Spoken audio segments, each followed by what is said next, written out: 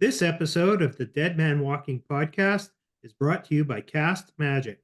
Cast Magic is the premier AI tool for repurposing your audio and video content, generating dozens of potential new engagement opportunities between you and your audience. Each week, Cast Magic saves me 4 to 5 hours of post podcast production time. Check out what Cast Magic can do for you by clicking the link at the top of the description box. Now, on to another great conversation on the Dead Man Walking podcast. Hello, and welcome to this episode of the Dead Man Walking podcast. I am your host, Repeatedly Dead Fred, author of the medical trauma memoir, The Summer I Died 20 Times, which is actually what happened to me. I got the name Repeatedly Dead Fred. Today, I have a fascinating gentleman with me, William Harder. Hello, William. Welcome to the podcast. Thank you for having me. William has like 13 different directions we can go on this podcast. So I'm thinking we're going to focus a little bit more at the beginning on the sobriety. So you're 6 years sober? A little over 6 years. Little over 6 years, which is amazing. Congratulations. So how about you start off with your, origin story of how you came to be not sober and how you came to be sober? My first introduction to drugs and alcohol was I would see bands that I liked to listen to, drinking. They had these reputations of being involved in drugs and alcohol, and it made it look cool. So the first chance I got to smoke a cigarette at age 9, that's exactly what I did. The first time I was able to get a hold of some beer and liquor and scarf it down at age 12, and caught my first buzz. And I thought to myself, why would people not want to feel like this all the time? It's amazing. And it just started me down a real, self-destructive path. By the time I was 18, I was an IV drug user. By the time I turned 20, I woke up in the California State Department of Corrections, where I spent the next 2 years. I got out, had a rigorous parole period where I managed to just drink alcohol and not get into any more trouble. And the minute I got off parole, I was back on the sauce, injecting, drugs and having fun. And it eventually the opiates became my drug of choice, and it got real expensive and it got real unhappy. I remember when I was getting when I turned 40, I bought a bunch of meth and cocaine, and I did a big shot of it, and I didn't have enough in the shot to really catch that rush I was looking for. So I very quickly, and hands were shaking because I did inject a fair amount, trying to drop enough, did the second shot, and that feeling was gone. I was never going to catch it. And I looked at myself in the mirror and I'm like, what are you doing?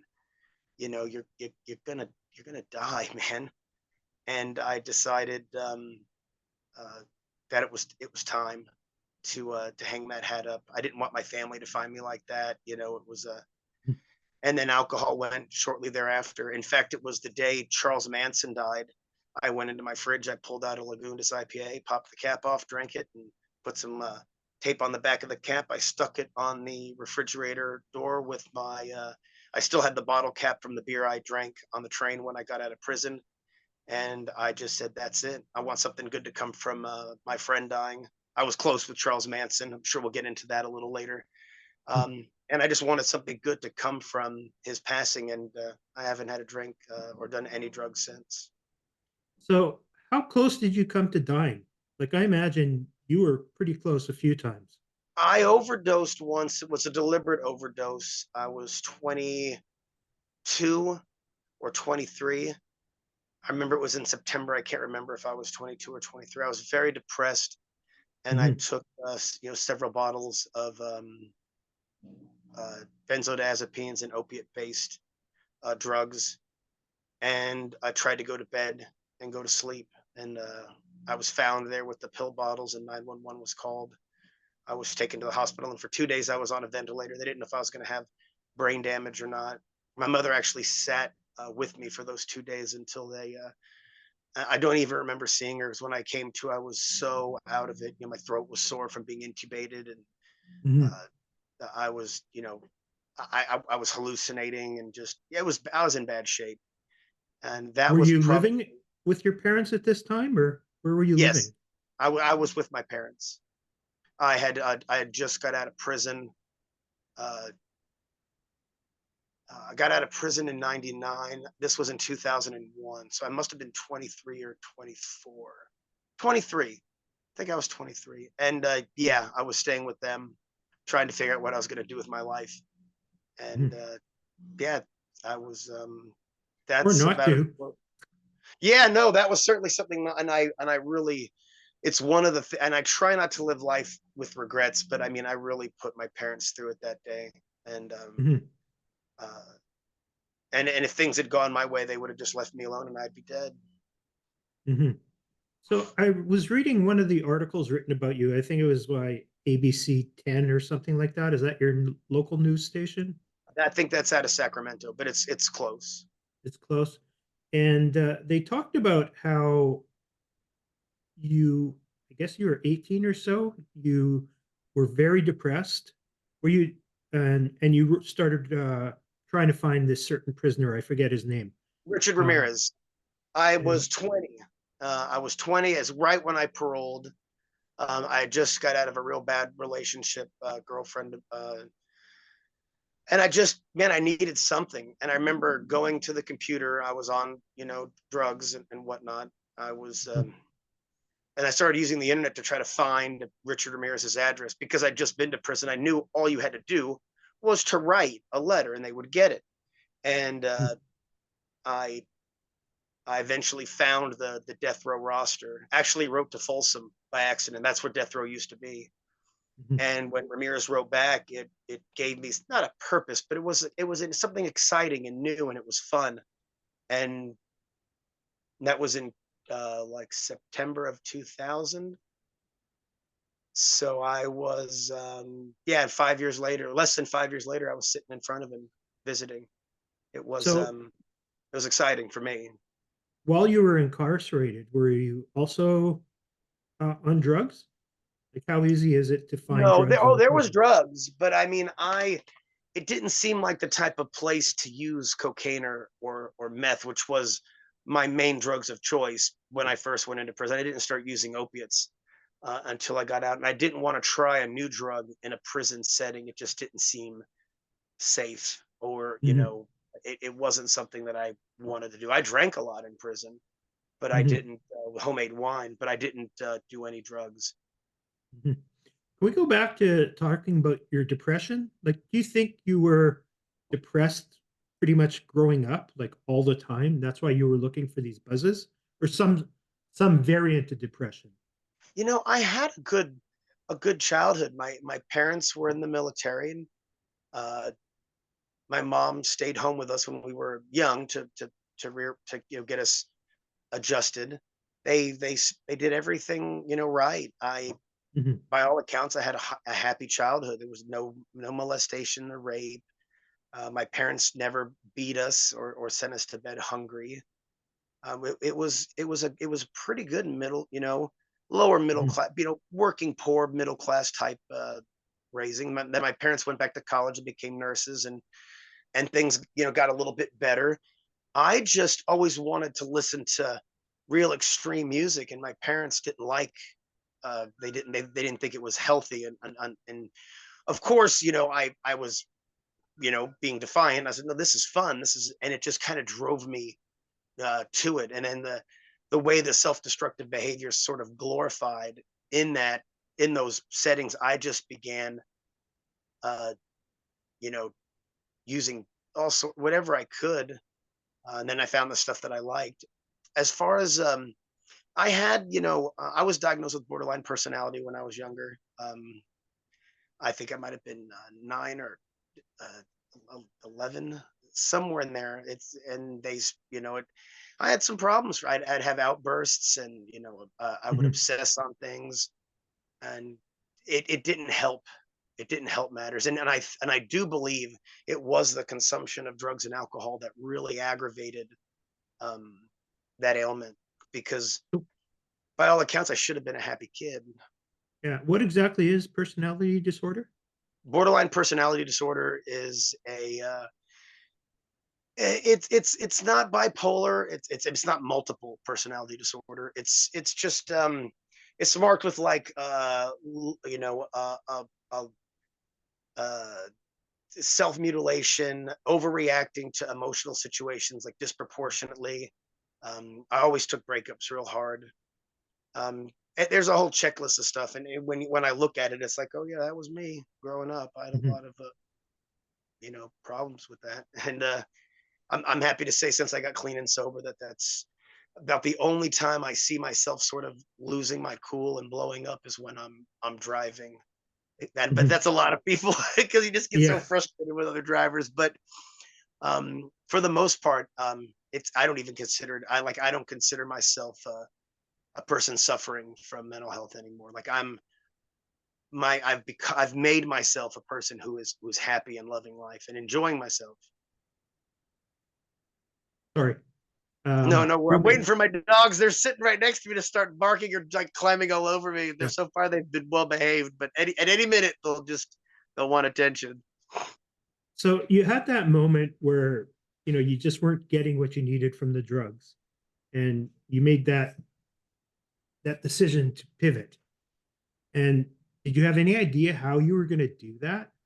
Like, it's a pretty lofty goal, an admirable goal that you're going to turn your life around. But, Well, I you wasn't figure out, addicted to opiates anymore, and those are very difficult because there's a sickness involved. Now I've only had opiate withdrawal twice because I was Mhm, a high functioning addict and I really spent a lot of money and I never had to go through withdrawal until I quit the first time after a year run. And then I started again and I realized that this was just not going to be sustainable. And I think within 8 or 9 months, I quit again and went through a much easier withdrawal process. So the only thing I was, really battling with was some alcohol and, amphetamines and cocaine. yeah, And the and only so I mean, things.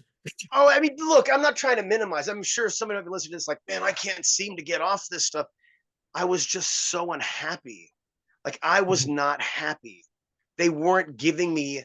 I used to always say you should drink to accentuate a party, not to drink because you're miserable. And I always, even when I was unhappy, if I was having a boisterous party, man, everybody's laughing, you're having a good time. mhm, Um, and that's why I would tell people that if you're going to consume these things, it should be to, make a party, not to make you a pity party. mhm, And it wasn't giving me the fun. And it really was I just, towards the end, I was so unhappy. And, mhm, all I looked forward to, because I would use the drugs very constructively. I'd wait till my dopamine levels were back up. You can't just go on meth and cocaine binges because you can't get high. You can only get mhm, high after all that stuff's replenished and then you release it. And so I was really like, waiting in between times of getting high, drinking in those interim times just to pass well, I mean, I got to wait another 1 more week. We'll be ready to go. And mhm, that's just no way to live. And I couldn't function afterwards for like, mhm, for 3 days, I'd be a zombie. Then for about a week and a half, I'd be just kind of struggling to make myself work. Then I'd work very hard for 2 weeks and the whole cycle would repeat. And mhm, it just wasn't, and I was tired of living like that. And my, my, mhm, my biggest regret aside from starting down this road to begin with, was not doing it sooner. I wish I had gotten clean and sober sooner because man, my life's I'm living yeah, I'm in my 40s, man. I'm living my best life. And it's like shit, I could have done this, you know. I try not to have regrets. I try not to, but it's like, man, who would have mhm, guessed my parents were right? All those people telling me I shouldn't do drugs and alcohol, they knew what they were talking about. I was the fool. mhm. So have you ever had like a traditional job? Like, I imagined it wouldn't have been easy for you to hold down a traditional job. The last time I clocked in and worked for somebody else was in 2005. Mhm, So yeah, no, it became when I became self-employed and began doing work for myself. Yeah, I was able to kind of control, because I didn't have to, if I didn't want to go into work, I didn't have to, I mean, the work still had to get done. It would pile up sometimes, but I would make sure it got done in a manner that was timely enough to me. That's not, it's still somewhat of an issue because it gets hard to make yourself work.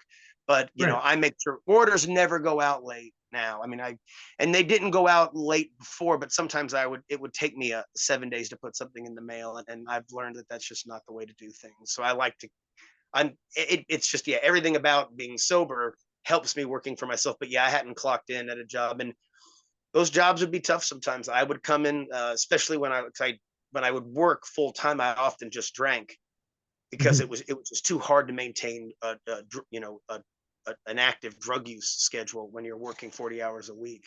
But I Yeah. went to work a lot of times hungover. I've gone to work sweating, throwing up in the Mhm. bathroom, and yeah, it's tough. I don't know how people Well, do it now. Look at people that, I'm going to go out and get loaded. I'm thinking, don't you have work tomorrow? Yeah, I'll be fine. I'm like, okay. yeah. Um, what kind of job was that? Like in 2005, 2004? I was breeding snakes, so I worked at pet stores. That was my thing. They had me take care of the reptile department. I Yeah. worked at pet stores, and the job I had before that was I worked at Budget Rent a Car at a call-in Hmm. center, which I was surprisingly very good at. I Hmm. really enjoyed. I mean, it was fun at the time, and it paid the bills. So Yeah.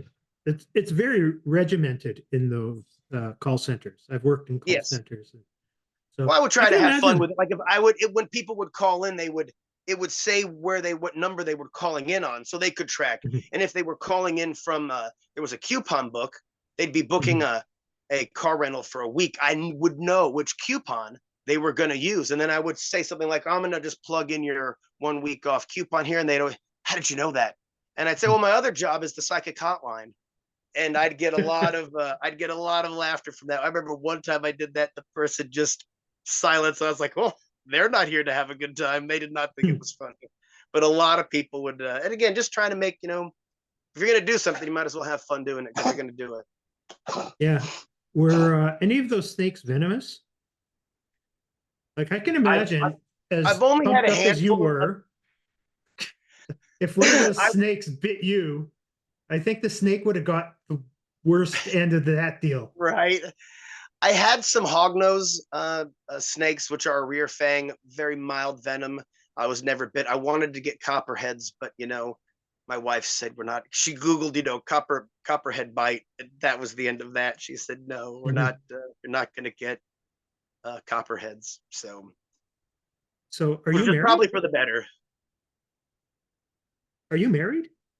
Oh yeah, I've been with Oh, my wife for. In June, we'll have been together 22 years. wow. And she stayed with you through all of this. Yeah, she's a champ. I jokingly say that. Well, she's when you're married to the best, it's tough to. But Mhm. truth be told, yeah, she's the best, and yeah, she stuck with me. She's my mother and my father and my wife couldn't be happier with the way I am Mhm. now because Mhm. it would be difficult because Oh, I was for just sure. killing myself. Mhm. Well, I'm glad that you didn't do that. Otherwise, this podcast would be pretty boring. Yeah, yeah, I'm glad. I mean, I sometimes think could have just all the turns. I was in a real bad car accident when I was 16, and yeah, there's just always I stage dive once, nobody caught me, landed right in my head. Um, Geez, I was 15 years old, and I thought to Mhm. myself, I could have broke my neck doing that. And it's just, I mean, I hate to chalk things up as luck, but yeah, man, there's been some dumb luck in my Mhm. life. It's kept me from having dumb things take me out. Sure. So, can we go back to like how did you actually become sober? Was there? Oh yeah, we didn't. I just made the decision. I'd already quit using drugs. Mhm. I was still drinking, but I just knew I didn't. It wasn't fun anymore. The hangovers were, they would just. It was an all day affair. I just couldn't sustain drinking and Mhm. and being a functioning person because I drank so much and I was just over it. I didn't want, I mean, and I just made a decision. I'm done with this. I don't want it. I even That's left the beer in the fridge. The beer sat in the fridge for a while. We had a couple bottles of vodka in the freezer, and I let it sit just to make sure. And mhm. eventually I forget who I gave it to, but I was like, come over and get all this, man. I'm done. It's And pretty amazing that you could just decide to get off these hardcore drugs and stick with it. Like people can't get off sugar. They can't get off McDonald's. Not that they're sponsoring this, but if you want to, McDonald's, I'm happy to take the sponsorship. Like there's just so many things that we have every day that people can't get off of. And well, you went off the hardest thing. I was taking Suboxone when I did my Mhm, last opiate detox. And instead of doing a rapid detox, I said, you're going to stretch this out and just gradually lower increments.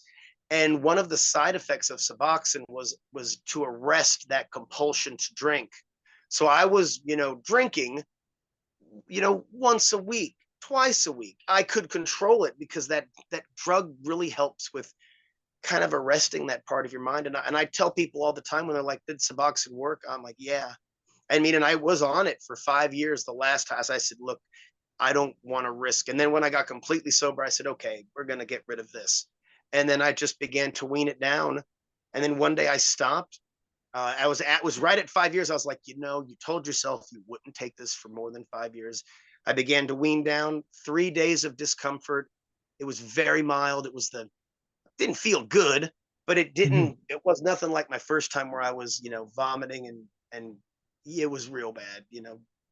constant diarrhea, crawling to the bathroom, just soiled and shaking. And for 5 days, I couldn't, I thought I was Mhm, dying. It was tough. I was actually taking a bunch of benzodiazepines trying to stave off that feeling because it was a rough feeling. I've never felt so bad. I mhm, just, so I mean, I kind of don't. I'm not trying to say that it helped.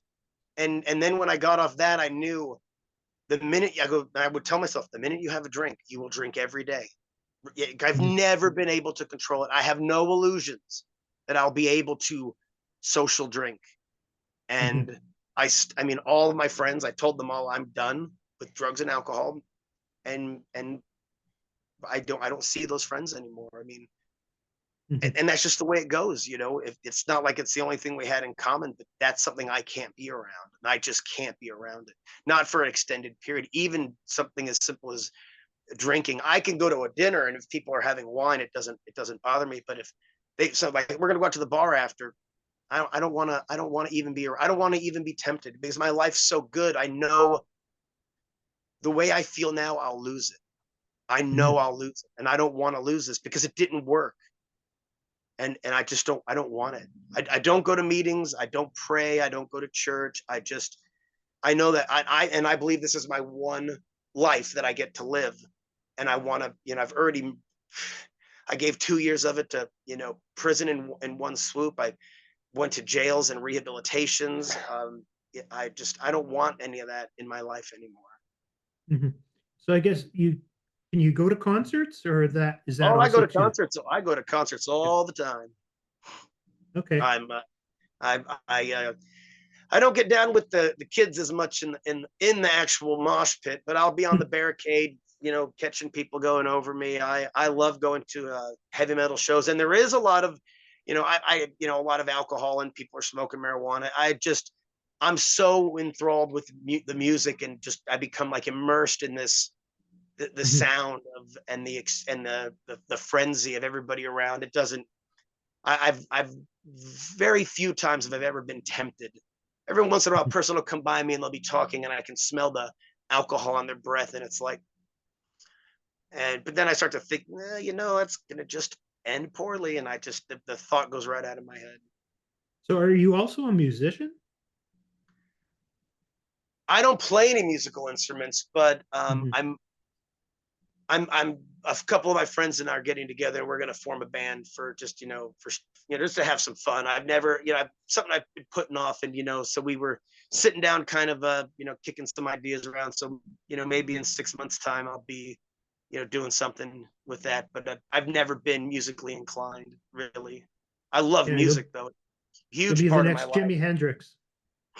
Well, That's those are some pretty big shoes to fill. So I'm not gonna hold my breath. I just want to have some fun, man. I just want to have some fun. Mhm. I love live music, and to make some music with some friends of mine, I think it'll be a good time.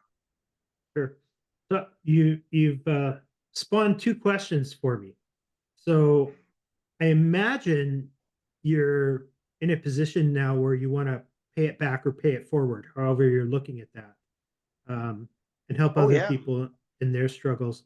And you mentioned the smell of alcohol, but I'm wondering if there's anything situational that you might run into in life with people, not really being in love with your current uh, business or anything like that that might sort of trigger you to take a few Oh, steps back. I'm used to getting. I don't read the comments.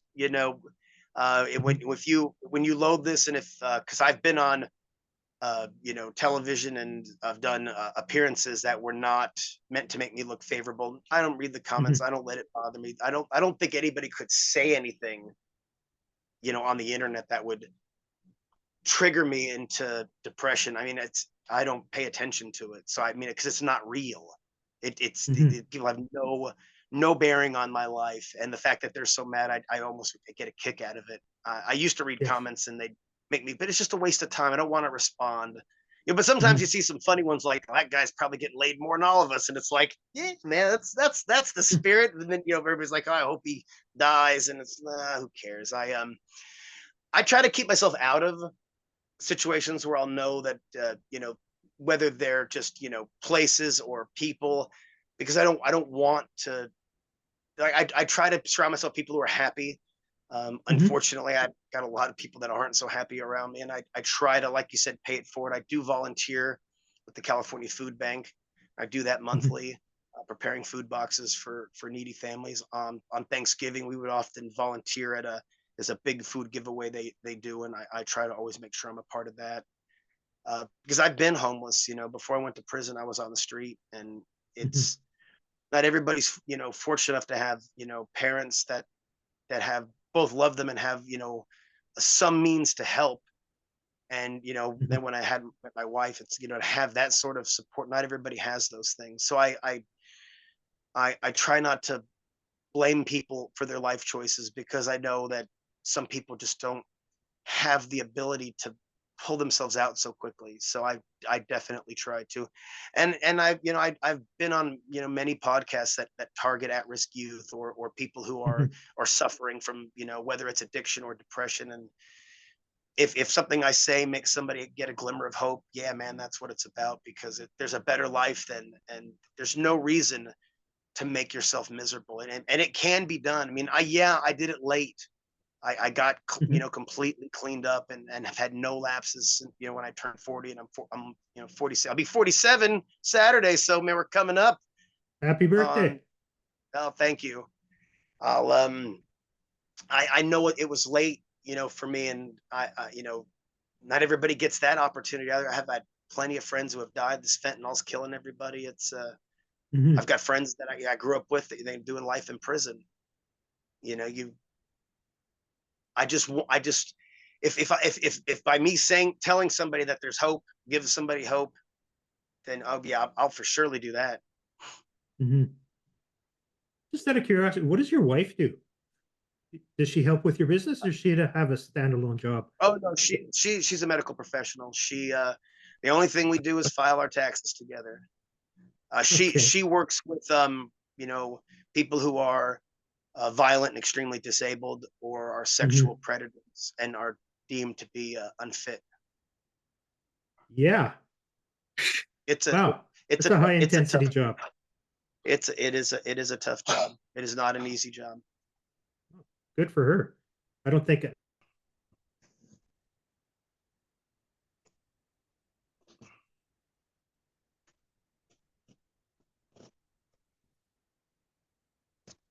Oh, I don't know what that happened. that was bizarre. I've never had that happen before. I'm back. I'm very far away from. I was not me. I promise. Yeah, I think sometimes the internet just does what the internet does. So That is very true. yeah. So I think we've only got like a couple of minutes left. So how would you, what message would you like to give to people to help them along? I mean, you have passed along a lot of messages. I don't think you've turned your life around too late. Like you know, it was the time. You just came to the right place in your life when it was the right time to do it. I tell people, especially younger people, and I mean, I have friends who are in their 20s and 30. I mean, they're not younger, but they're younger than me, so they're young to me. Mhm. And what I always tell them is, like, don't give up hope, man. You've got to, you got to find what you want, and you've got to take it. It's not going to be easy. Life, it's not. It's challenging. It's not fair. Um, but you don't give up. Mhm. If you drank today, you don't have to drink tomorrow. You can stop. You can just don't get into those temptations, especially if that's what you're struggling with. And I always remind my younger friends, particularly when my mom doesn't understand. I'm like, dude, nobody loves you more in life than your mother. And I wish Mhm. everybody go hug your mom. I'm 46 years old. I go see my parents every day. I've already seen them today. I will Mhm. see them again this evening. You go see your parents, tell them you love them, and give them a hug. And it's just, don't give up. Even if you stumble, even if you have a setback, even if you wake up in jail, you can make changes. You will be the change in your life that you want. You just have to make it happen. And if going to church is what does it for you, if going to a support group is what does it for you, there's no right or wrong way. I always tell people, like, well, he goes to meetings, and I'm like, hey, the end justifies the means. I don't care where they get clean. It doesn't matter to me, Mhm. as long as you're clean. And some people they want to have that support, they want to have that fellowship, and I'm all for it. Give up your friends that are using with you. I hate to be the one to tell you, man, they're not your friends. If it's your partner that you're using with, they have to stop. And if they can't, and you go back because they are continuously going back, that relationship might not work. Be the one that's going to Yeah. work. And I know those are hard truths, but most people can see it. They don't want to hear it, but they know it. And Mhm. I appreciate you saying that it's not too late. And if you're drawing breath, you can make a change. Mhm. Absolutely. So if people want to get a hold of you, hear your story, book you on another podcast, whatever, how do they get a hold of you? William Harder on Facebook. I run a online true crime auction house called murderauction.com. It specializes in true crime related memorabilia, whether it's an Al Capone mugshot to a John Wayne Gacy painting. Mhm. I can be reached there by email, admin@murderauction.com. Awesome. William Harder, you are a fascinating individual. Thank you so much for coming on. And to everybody who's tuned in, thank you for tuning in to the Dead Man Walking podcast. Have yourself a great week, and we'll see you next episode. Bye bye. Bye bye.